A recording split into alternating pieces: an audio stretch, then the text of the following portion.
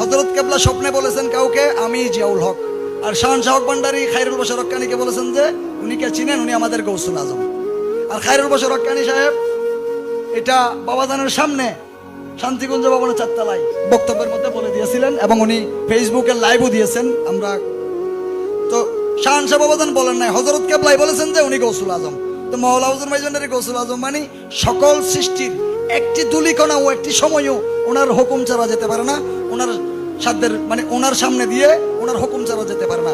সকল সৃষ্টি ওনার কাছ থেকে রহমতের প্রত্যাশী। সকল সৃষ্টি এই মহাবিশ্বে ইনফিনিটি বলেন, ব্ল্যাক হোল বলেন, যত কিছু আছে সকল সৃষ্টির ক্ষুদ্র ক্ষুদ্র সকল ওই মানে একক একক একক সকল একক ওনার কাছে রহমতের প্রত্যাশী। এবং এই রহমতের থেকে যাতে আমরা বঞ্চিত না হই, এবং এই রহমত মানব সত্তার কাছে ওনার গোলাম হিসেবে যাতে আমরা খাদেম হিসেবে পৌঁছাতে পারি, সেই দোয়া সকলের